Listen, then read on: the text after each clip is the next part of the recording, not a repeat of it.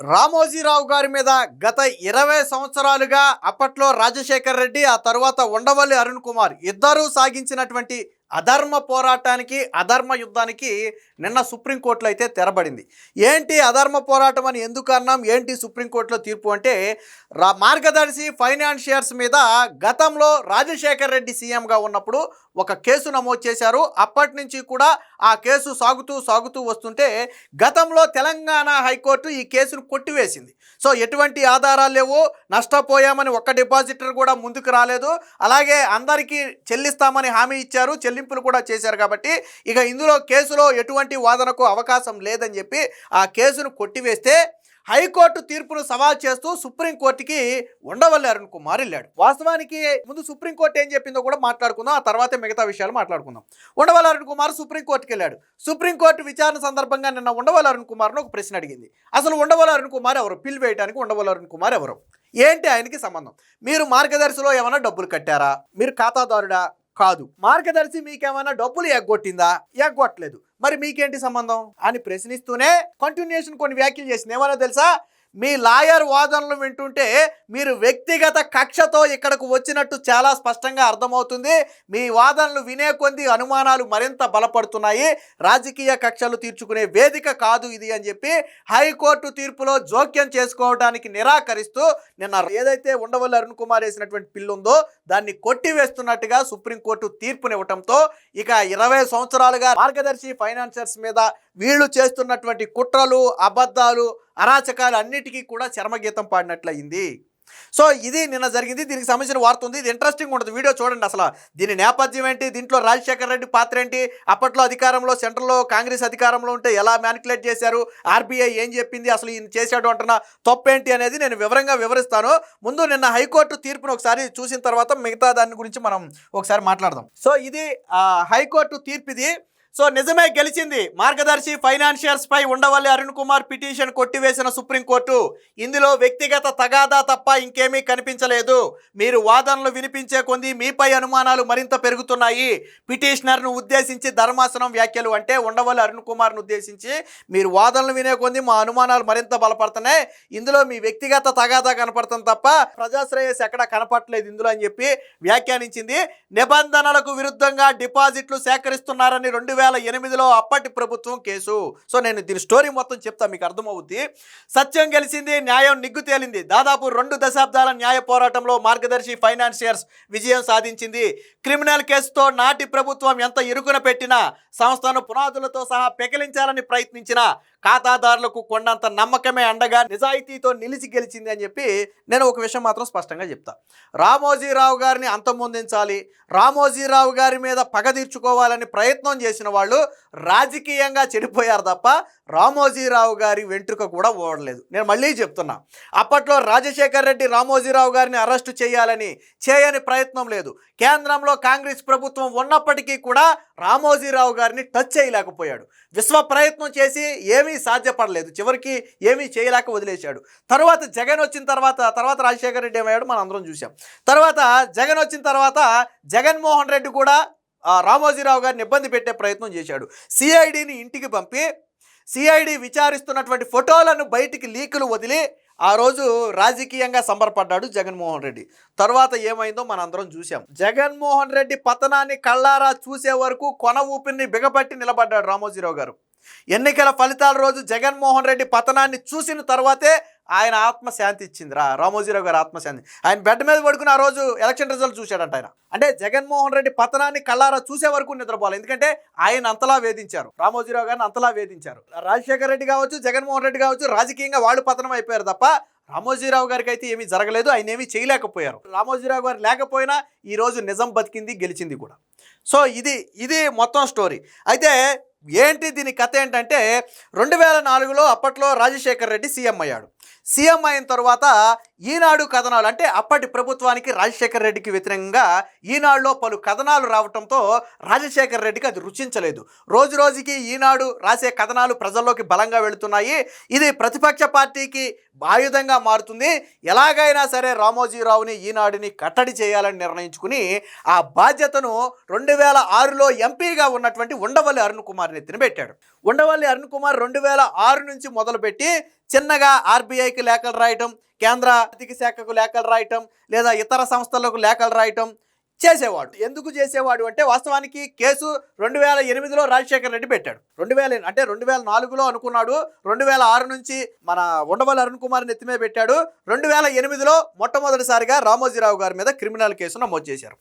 దీంట్లో అంటే వీళ్ళ వాదన ఏంటంటే ఒక వాదన ఏంటంటే రిజర్వ్ బ్యాంక్ ఆఫ్ ఇండియా నిబంధనల ప్రకారం undivided Hindu families UHF undivided Hindu families 45S ప్రకారం బయట వ్యక్తుల నుంచి నిధులు సేకరించకూడదు. అంటే ఒక కుటుంబ సంస్థగా ఏర్పడినటువంటి వ్యక్తులు బయట వ్యక్తుల నుంచి నిధులు సేకరించకూడదు అనేది ఆర్బీఐ నిబంధనలో ఉన్నటువంటి ఒక నిబంధన అనేది వాళ్ళు చెప్పారు.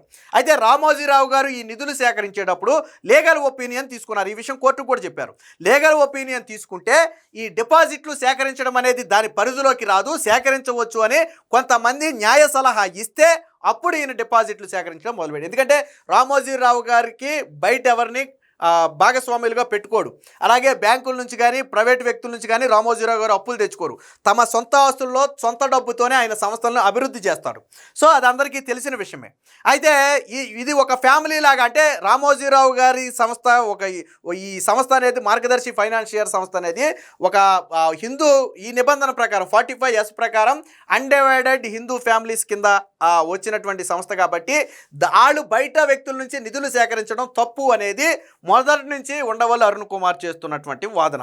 అప్పట్లో 2008లో కేసు పెట్టిన తర్వాత ఏమైందంటే రాజశేఖర రెడ్డి ప్రోద్బలం ఉపయోగించి ఎలాగైనా సరే రామోజీరావును అడ్డుకోవాలని కేంద్రం దగ్గరికి వెళ్ళి, కేంద్రంలో అధికారంలో కాంగ్రెస్ ఉంది, ఆర్థిక శాఖ మంత్రిగా చిదంబరం ఉన్నాడు. అప్పుడు పైకి వెళ్ళి అప్పట్లో కాంగ్రెస్ హైకమాండ్తో బలంగా పోరాడి ఈనాడు పేపర్ అనేది మన కాంగ్రెస్కి యాంటీగా ఉంది, రాష్ట్రంలో ప్రతిపక్షానికి బలంగా మారుతుంది, రామోజీరావును దెబ్బ కొడితే ఈనాడుని దెబ్బ కొడితే మనకు రాజకీయంగా కూడా ఉపయోగపడుతుంది అని రాజశేఖర్ రెడ్డి కాంగ్రెస్ పెద్దల నెత్తి మీద బాగా పెద్దల మైండ్లోకి బాగా చొప్పించి అప్పుడు ఆర్థిక శాఖ మంత్రిగా ఉన్నటువంటి చిదంబరం మీద ఒత్తిడి తీసుకొచ్చి రామోజీరావు మీద ఏదో ఒక యాక్షన్ తీసుకోవాలని చెప్పి పాట పాడితే తప్పని పరిస్థితుల్లో అప్పుడు కాంగ్రెస్ పార్టీ ఏం చేసిందంటే ఆర్థిక శాఖ మంత్రిగా ఉన్న చిదంబరం ఏం చేశాడంటే అసలు వివరాలు సేకరించడం మొదలుపెట్టాడు. అదే క్రమంలో ఆర్బీఐ కూడా మరి ఉండవల్లి అరుణ్ కుమార్ అప్పటికే లేఖలు రాశాడు కదా, వీళ్ళు నిబంధనలకు విరుద్ధంగా డిపాజిట్లు సేకరించారు, మీరు వీళ్ళ మీద చర్యలు తీసుకోండి అని అప్పటికే ఉండవల్లి అరుణ్ కుమార్ ఆల్రెడీ ఆర్బీఐకి లేఖలు రాశాడు. సో ఆర్బీఐ కూడా విచారణ చేయడం మొదలుపెట్టింది. ఏంటి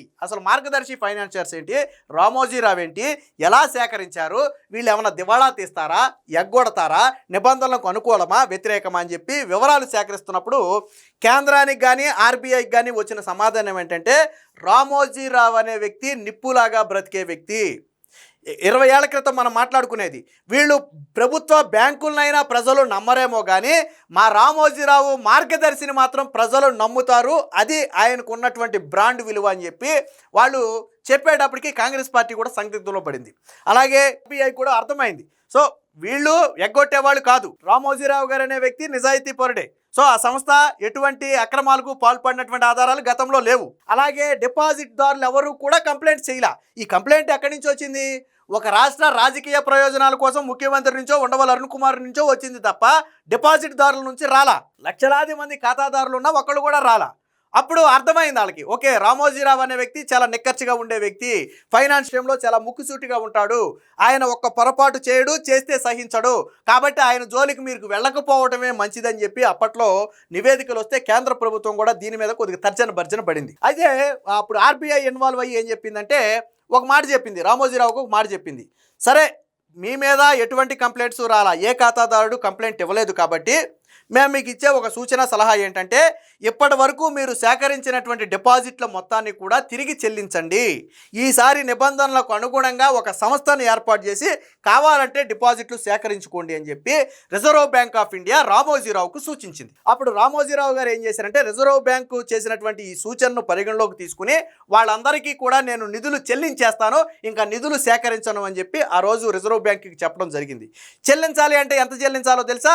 2,500 కోట్ల రూపాయలు చెల్లించాలి. వాస్తవానికి రామోజీరావు గారికి చెల్లించడం పెద్ద కష్టం కాదు. కాకపోతే ఇక్కడ ఒక చిన్న చిక్కు వచ్చి పడింది. ఏంటంటే రామోజీ ఫిలిం సిటీని అప్పుడే డెవలప్ చేస్తున్నారు. అంటే ఈ డిపాజిట్లు మొత్తం కూడా రామోజీ ఫిలిం సిటీ డెవలప్మెంట్లోకి వెళ్ళిపోయాయి. ఈ ఖాతాదారుల నుంచి సేకరించినటువంటి 2,500 కోట్లు కూడా దేనికి వెళ్ళిపోయింది? రామోజీ ఫిలిం సిటీ డెవలప్మెంట్కి వెళ్ళిపోయింది. అది డెవలప్మెంట్ జరుగుతున్నటువంటి సమయంలో అది. అప్పుడు ఏమైంది? ఇప్పుడు ఈయన దగ్గర లిక్విడ్ క్యాష్ లేదు. 2,500 కోట్లు చెల్లించాలంటే లిక్విడ్ క్యాష్ లేదు. అంత అమౌంట్ అనుకున్న సమయానికి రాదు, వెంటనే చెల్లించాలి ఖాతాదారులకి. అప్పుడు రామోజీరావు గారు తన జీవితంలోనే ఒక కఠిన నిర్ణయాన్ని తీసుకున్నారు. ఏంటంటే ఈ ఉషోదయ ఎంటర్ప్రైజెస్, ఈ మొత్తం వ్యవస్థ అంతా కూడా ఉషోదయ ఎంటర్ప్రైజెస్ కింద ఉంటుంది. ఈ ఉషోదయ ఎంటర్ప్రైజెస్లో కొంత భాగాన్ని అమ్మాలి అని నిర్ణయం తీసుకున్నాడు ఆయన. అది రాజశేఖర రెడ్డికి రుచించలేదు, ఉండవల్లి అరుణ్ కుమార్కి రుచించలేదు.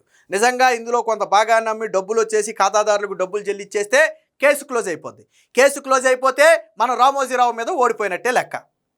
కాబట్టి ఈ కేసు క్లోజ్ అవ్వకూడదు, రామోజీరావు ఖాతాదారులకు డబ్బులు చెల్లించకూడదు.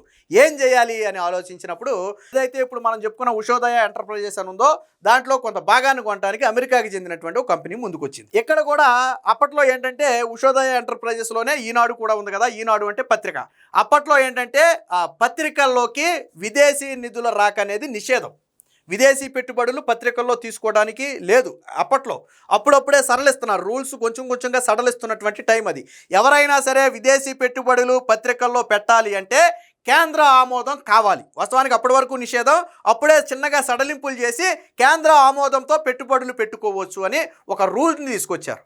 ఈ రూల్ ప్రకారం రామోజీరావు గారు ఏం చేశారంటే ఈ అమెరికా నుంచి వచ్చినటువంటి ఆ వ్యక్తిని దగ్గర పెట్టుబడులు తీసుకోవడానికి కేంద్ర అనుమతి కోసం వెళితే మళ్ళీ రాజశేఖర రెడ్డి తన ఇన్ఫ్లుయెన్స్ ఉపయోగించాడు కేంద్రంలో.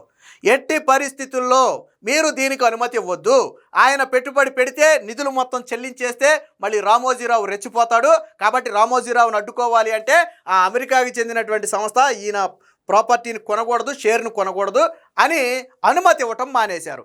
నెలలు గడుస్తున్నాయి, అనుమతి మాత్రం రావట్లా. రామోజీరావుకి అర్థమైపోయింది రాజశేఖర రెడ్డి బలప్రయోగంతో దీన్ని ఆపుతున్నాడని అర్థమైపోయింది. ఈ అమెరికా కంపెనీకి కూడా అర్థమైపోయింది ఇదేదో రాజకీయ చిక్కుముడులాగా ఉన్నాయి, కాబట్టి ఇదంతా జరిగేది కాదని పాపం వాళ్ళు వెయిట్ చేసి వాళ్ళు వెనక్కి వెళ్ళిపోయారు. వెనక్కి వెళ్ళిపోయాక రాజశేఖర రెడ్డి అనుకున్నాడు సక్సెస్ అయ్యాం మనం, ఇక రామోజీరావు అవుట్ అనుకున్నారు. ఈ మధ్యలో వీళ్ళు ఏం ప్రచారం చేశారో తెలుసా? నేను కొన్ని మీ దగ్గర ఉన్నాయి, నేను సాక్షిలో కూడా ఉన్నాయి, కొన్ని చూపిస్తా. సాక్షి పత్రిక కూడా వచ్చేసింది అప్పటికి. వీళ్ళు ఏం ప్రచారం చేశారో తెలుసా? తర్వాత రామోజీరావు దివాణా తీసేస్తున్నాడు, రామోజీరావు చేతులు ఎత్తేసాడు, రామోజీరావు పని అయిపోయిందని చెప్పి ఖాతాదారులను భయపెట్టే ప్రయత్నం చేశారు. సాధారణంగా ఎప్పుడైనా సరే మీరు మార్గదర్శి ఫైనాన్స్ షేర్స్ ఎత్తేస్తున్నారు, ఇంకా అందులో ఏమీ లేదు అంటే ఖాతాదారులందరూ ప్యానిక్ అయిపోయి వీళ్ళు ఏం చేస్తారు? సంస్థ మీద పడతారు, మా డబ్బులు మాకు ఇచ్చేయండి అని. అలాగే రామోజీరావు సంస్థ మీద వీళ్ళు పడాలి, అప్పుడు దాన్ని అదునుగా చేసుకుని మనం అవసరమైతే అరెస్టు చేయాలి అని రాజశేఖర రెడ్డి ఒక ప్లాన్ వేశాడు. కాకపోతే ఆ ప్లాన్ బెడ్స్ కొట్టింది. ఒక్క ఖాతాదారుడు కూడా మార్గదర్శి ఫైనాన్షియర్ దగ్గరికి వెళ్ళి నా డబ్బులు నాకు ఇవ్వండి అని అడగల. రాష్ట్ర వ్యాప్తంగా లక్షలాది మంది ఖాతాదారులు ఉన్నప్పటికీ, ఉమ్మడి ఆంధ్రప్రదేశ్ లక్షలాది మంది ఖాతాదారులు ఉన్నప్పటికీ కూడా ఈవెన్ కాంగ్రెస్ పార్టీ ఖాతాదారులు కూడా ఉంటారు అందులో. డబ్బులు దాచుకునేవాళ్ళు కదా. ముఖ్యంగా ఈ ఫైనాన్స్ అనేది దేనికి ఉపయోగపడిందంటే ఈ రిటైర్డ్ అయిన ఉద్యోగులు, వయసు పైబడిన వాళ్ళు ఉంటారు చూసారా, వాళ్ళు కొంత డబ్బులు అందులో దాచుకుని దాని మీద ఫిక్స్డ్ డిపాజిట్ చేసుకుని ఆ వచ్చే డబ్బుతో వడ్డీ రూపంలో ప్రతి నెల వచ్చే డబ్బుతో వాళ్ళు జీవనం కొనసాగించేవాళ్ళు. సో ఎప్పుడైతే రెచ్చగొట్టే ప్రయత్నం చేస్తే అందరూ వెళ్ళి మీద పడతారని రాజశేఖర రెడ్డి, ఉండవల్లి అరుణ్ కుమార్ అనుకుంటే సీన్ రివర్స్ అయింది. ఎవరు కూడా రామోజీరావు గారి దగ్గరికి వెళ్ళి మా డబ్బులు ఇవ్వండి అని అడగట్లా. రామోజీరావు గారికి అర్థమైంది వీళ్ళు ఖాతాదారులను రెచ్చగొడుతున్నారు అని అర్థమయ్యి ఈయన ఒక స్టేట్మెంట్ కూడా విడుదల చేశాడు. అప్పట్లోనే రాశాడు, నీకు అది కూడా ఒకసారి చూపిస్తా. ఇది నిప్పు లాంటిది మా నిజాయితీ అని చెప్పి ఇది ఇప్పుడు రాసింది కాదు. రామోజీరావు గారు 2008-9 ఆ టైంలో రాసినటువంటి అంటే తన ఖాతాదారులకు రాసినటువంటి ఒక బహిరంగ లేఖ. నిప్పు లాంటి నిజం అని చెప్పి చట్టవిరుద్ధంగా ఒక్క పని చేయలేదు, ఖాతాదారుల శ్రేయస్సు మాకు ప్రాణ ప్రధానం, రామోజీరావు బహిరంగ లేఖ అని చెప్పి ఇది ఇక్కడ చూడండి, కడిగిన ముత్యంలాగా బయటికి మార్గదర్శిపై రామోజీరావు ఆనాడే చెప్పిన మాట నేడు నిజమైంది. నిప్పు లాంటిది మా నిజాయితీ అంటూ నాడు బహిరంగ లేఖ, ఖాతాదారుల శ్రేయస్సే ప్రాణ ప్రధానమని చాటుతూ వారికి భరోసా. ఇది ఇప్పుడు మీరు చూస్తున్నటువంటి ఇది 2006 నవంబర్ 10వ తేదీన డిపాజిట్దారులను ఉద్దేశించి రామోజీరావు రాసినటువంటి బహిరంగ లేఖ. చూశారు కదా, ఈ లేఖ రాశాడు ఆయన. ఎందుకని వీళ్ళు రెచ్చగొడుతున్నారు ఖాతాదారుల్ని. లేఖ రాసిన తర్వాత ఖాతాదారులు పూర్తి నమ్మకం ఉంచారు. నేను మళ్ళీ చెప్తున్నా, అప్పట్లో బ్యాంకులనైనా నమ్మేవాళ్ళు కాదేమో కానీ రామోజీరావు గారిని మాత్రం బలంగా నమ్మారు. ఈ రోజుకి ఆ విశ్వాసం వాళ్ళు చెట్టుకున్నారు. తర్వాత ఏమైంది, అమెరికాకి చెందినటువంటి సంస్థ వెనక్కి వెళ్ళిపోయింది కదా. ఏం చేయాలనుకుంటున్నటువంటి సమయంలో ముంబైకి చెందినటువంటి ఒక వ్యాపారి ఈ కొంత షేర్ కొనడానికి ముందుకు వచ్చాడు. ఇప్పుడు మళ్ళీ రాజశేఖర రెడ్డికి మళ్ళీ టెన్షన్ మొదలైంది. మళ్ళీ ఒకడు వెళ్ళిపోయాడు అనుకుంటూ ఇంకొకటి వచ్చాడు. ఈడెవడా అని ఆరాధీసి ఈ వ్యక్తి ముంబై వ్యాపారి, స్టాక్ మార్కెట్లో కొంత షేర్స్ ఉన్నాయి అతనికి, బాగా పలుకుబడినటువంటి వ్యాపారి. అలాగే ఆంధ్రాలో కూడా ఏదో కొన్నిటికి సంబంధించి డైరెక్టర్గా ఉండి కొన్ని పెట్టుబడులు కూడా ఏదో పెట్టినట్టున్నాడు అప్పట్లో. అయితే దీనికి సంబంధించి ఒక పెద్ద వ్యవస్థను ఏర్పాటు చేసి అసలు ఎవడి ముంబై వ్యాపారి ఈ సంగతి ఏంటో తేల్చాలని చెప్పి ఒక వ్యవస్థను ఏర్పాటు చేసి ఎక్కడో ఆంధ్రప్రదేశ్లో ఎక్కడో చిన్న లూప్ హోల్ దొరికింది. ఆ లూప్ హోల్ని పట్టుకుని ఏం చేశాడంటే, ఈ ఎవరైతే ముంబైకి చెందినటువంటి వ్యాపారి పెట్టుబడి పెట్టాలనుకున్నాడో ఆ వ్యక్తి మీద లుకౌట్ నోటీసు విడుదల చేసి అరెస్ట్ చేయమని చెప్పి రాజశేఖర రెడ్డి ప్రభుత్వం ఆదేశాలు ఇచ్చింది. దాంతో వ్యాపారి ఒకసారిగా కొంగు తిన్నాడు. ఇదేంటి, నా మీద ఏంటి లుకౌట్ నోటీస్ ఏంటి అని చెప్పి కొంగు తిని తర్వాత అర్థమైంది, ఓకే నేను రామోజీరావు గారు షేర్ కొనడానికి వెళ్ళాను కాబట్టి నా మీద రాజశేఖర రెడ్డి కక్ష తీర్చుకోవడానికి ప్రయత్నం చేస్తున్నాడని అర్థమయ్యి అప్పటికప్పుడైతే దొరకకుండా ముంబై నుంచి ఎక్కడికో పరారైపోయాడని చెప్పి చెప్తారు. తాను పారిపోయినప్పటికీ కూడా ఏదైతే రామోజీరావు షేర్ కొంటానని చెప్పాడో ఆ షేర్ కొనటం మాత్రం ఆపల. తాను పరారైపోయినప్పటికీ కూడా రామోజీరావుకి సంబంధించినటువంటి కొంత భాగాన్ని కొన్నాడు. ఆ డబ్బులు వచ్చాయి, ఖాతాదారులకు తిరిగి చెల్లించేశారు. చివరగా ఒక 5 కోట్ల రూపాయలు ఎస్క్రో ఖాతాలో ప్రస్తుతానికి పెట్టారు. ఎందుకనంటే 5 కోట్ల రూపాయలు మాత్రం ఇంకా తీసుకెళ్ళాల, ఖాతాదారులు వెనక్కి తీసుకెళ్ళాల. అసలు వాళ్ళు ఉన్నారా, చనిపోయారా, లేకపోతే వాళ్ళకు అంటే ఏంటనేది తెలియదు. సో ఆ 5 కోట్ల రూపాయలను ఒక ప్రత్యేక ఖాతాలో పెట్టామని కూడా చెప్పారు. అంటే 2500 కోట్ల రూపాయలు ప్రతి ఒక్కరికి చెల్లించేయగా ఒక 5 కోట్ల రూపాయలు మాత్రం డిపాజిట్లు మాత్రం ఉండిపోయాయి. వాళ్ళు తీసుకు వెళ్ళాల. వాళ్ళు ఎప్పుడు వస్తే అప్పుడు 5 ఏళ్ల తర్వాత, 10 ఏళ్ల తర్వాత, 20 ఏళ్ల తర్వాత ఎప్పుడు వచ్చినా వాళ్ళకి చెల్లించడం కోసమని ఒక ఖాతా ఓపెన్ చేసి ఆ ఖాతాలో ఈ 5 కోట్ల రూపాయలను డిపాజిట్ చేసి అలా పెట్టి ఉంచారు. సో ఇది దీని స్టోరీ. తర్వాత కేసు క్లోజ్ అయిపోయింది. అయితే ఇది ఎప్పుడైతే ఈ కేసు నడుస్తుందో, నిబంధనలకు విరుద్ధంగా, ఆర్బీఐ నిబంధనలకు విరుద్ధంగా వీళ్ళు నిధులు సేకరించారు, పక్కదారి పట్టించారని కేసు ఉందో, ఇది నడుస్తూ తెలంగాణ హైకోర్టు గతంలో కొట్టేసింది. ఈ కొట్టేసిన కేసుని ఇలా కొట్టేస్తే కుదరదు అని చెప్పి తర్వాత ఏం చేశాడు, ఉండవల్లి అరుణ్ కుమార్ సుప్రీంకోర్టుకి వెళ్ళాడు. సుప్రీంకోర్టులో ఇప్పుడు మనం చూసినటువంటి తీర్పు, ఇప్పుడు సుప్రీంకోర్టులో వచ్చినటువంటి తీర్పు. అంటే ఆ రోజు కేవలం రాజశేఖర్ రెడ్డి కక్ష సాధింపులో భాగంగానే మార్గదర్శి మీద వేధింపులు చేశారు, కానీ మార్గదర్శి వాస్తవానికి ఎవరికి అన్యాయం చేయలే. నిన్న కోర్టు అడిగింది కూడా అదే. ఒక్క డిపాజిట్ దారుడైనా సరే నాకు నష్టం జరిగింది అన్నాడా? అనలేదు. ఒక్క డిపాజిట్ దారుడైనా కంప్లైంట్ ఇచ్చాడా? ఇవ్వలేదు. పోనీ ఈయన ఎవరికైనా డబ్బులు ఎగ్గొట్టాడా? లేదు. 2500 కోట్లు చెల్లించేశాడు మాట ప్రకారం. వాస్తవానికి అప్పట్లో రామోజీరావు గారు ఏంటంటే దేశం మొత్తం కూడా ఈ మీడియా నెట్వర్క్ని డెవలప్ చేయాలని ప్రాసెస్ చేస్తుంటే దాన్ని అమ్మేశాడు ఆయన. ఈ అమ్మేయటం వల్ల వచ్చిన డబ్బులతోనే వీళ్ళ ఖాతా ఏదైతే ఫైనాన్షియర్స్ ఖాతాదారులు ఉన్నారో వాళ్ళకి చెల్లించాడు. సో అప్పట్లో అది అంటే ఒక రకంగా దేశంలోనే అతిపెద్ద నెట్వర్క్గా మారేది ఈనాడు అప్పట్లో. కానీ అప్పట్లో తప్పని పరిస్థితుల్లో దాన్ని అమ్మేసి ఈ ఖాతాదారులకు అయితే నిధులు రామోజీరావు అయితే చెల్లించడం జరిగింది. అంటే ఎంతలా వేధించారో చూడండి. మీకు ఇంకొక ఉదాహరణ, అంటే సాక్షిలో ఇప్పుడు మీరు చూశారు కదా, పూర్తిగా కేసు కొట్టేశారు కదా, కానీ గతంలో సాక్షిలో రాసినటువంటి కథనాలు మీకు ఒకసారి చూపిస్తాం, మీకు అర్థమవుద్ది ఆ కక్ష ఏంటో. మీరు ఇక్కడ చూడండి, తవ్వే కొద్దీ బయటపడుతున్న మోసాలు, ఇవన్నీ సాక్షిలో వచ్చినాయి. ఇక్కడ చూడండి, చేతులెత్తేసిన రామోజీ మూతపడే స్థితిలో మార్గదర్శి, ఇది కూడా సాక్షిలోనే వచ్చింది. అలాగే రామోజీరావు అంటే అందరికీ భయం, రామోజీరావుకి నేనంటే భయం, మార్గదర్శి కేసులో సుప్రీంకోర్టు సంచలన తీర్పు అని గతంలో ఉండవల్లి అరుణ్ కుమార్ చెప్పుకున్నాడు. రామోజీరావు గురించి చూసి అందరూ భయపడతారు కానీ నన్ను చూసి రామోజీరావు భయపడతాడని చెప్పి ఉండవల్లి అరుణ్ కుమార్ అప్పట్లో సాక్షిలో చెప్పుంటాడు, దాన్ని రాశారు. ఇక్కడ చూడండి, డిపాజిట్లు ఇచ్చేస్తే ఆధారాలు బయట పెట్టడానికి ఎందుకు భయం అని చెప్పి ఒక వార్త సాక్షిలో. ఇదిగో, రామోజీరావు లేకపోయినా కేసు కొనసాగించాల్సిందే అని కోర్టు చెప్పిందని చెప్పి గతంలో ఒక వార్త. మార్గదర్శి అక్రమ డిపాజిట్ల వసూళ్ల వ్యవహారం 45 ఏళ్ల నయవంచన, ఇది కూడా సాక్షిలో వచ్చిందే. ఇక్కడ చూడండి, మార్గదర్శి షట్టర్ క్లోజ్, సాక్షిలో వచ్చినటువంటి వార్త. మార్గదర్శి షట్టర్ క్లోజ్, చేతులు ఎత్తేసిన రామోజీ, సాక్షిలో వచ్చినటువంటి వార్త. అయ్యో, ఇక్కడ చూడండి, అయ్యో రామోజీ అడ్డంగా దొరికిపోయిన డ్రామాజీ, సాక్షిలో వచ్చిన వార్త. అంటే వీళ్ళు ఏ రకంగా ఆర్బీఐ హెచ్చరిక, బద్దలవుతున్న రామోజీ భాగోతం అంటే ఎలా రాశారో చూశారు కదా. ఇవన్నీ కూడా సాక్షిలో వచ్చినటువంటి కథనాలు మేము మీకు చూపించింది. అంటే ఎంత విషయం జిమ్మారు, ఎంత దారుణమైనటువంటి విషయం జిమ్మారు. ఏమైంది చివరికి? ఈరోజు కోర్టు తీర్పు ఎవరికి వచ్చింది, ఎవరికి అనుకూలంగా వచ్చింది? మరి ఈ కథనాలు రాసినటువంటి సాక్షి తలకడ పెట్టుకుంటుంది. ఈరోజు కనీసం అట్లీస్ట్ రామోజీరావు గారి మీద కేసును, ఫైనాన్షియల్ కేసును కొట్టేశారని సాక్షిలో రాశారా? మీరు ఏమీ లేకుండా ఇన్ని హెడ్డింగ్లు పెట్టి రాశారు కదా, ఇన్ని హెడ్డింగ్లు పెట్టారు కదా, మరి అట్లీస్ట్ ఉండవల్లి అరుణ్ కుమార్ వేసినటువంటి కేసును కొట్టేసింది, 20 ఏళ్లుగా సాగుతున్నటువంటి కేసుకు తెరబడిందని సాక్షిలో రాశారా? రాయలేదు. కానీ ఎన్ని అబద్ధాలు రాశారు సాక్షిలో? అంటే రామోజీరావు మీద అడుగు అడుగున విషం చిమ్మారు, ఆయన మీద విషం చిమ్మటమే పనిగా సాక్షి పనిచేసింది అనడానికి ఇవి చిన్న ఉదాహరణ. ఇంకా లాగితే బోర్డు వస్తాయి, వందల కథనాలు రాశారు వీళ్ళు.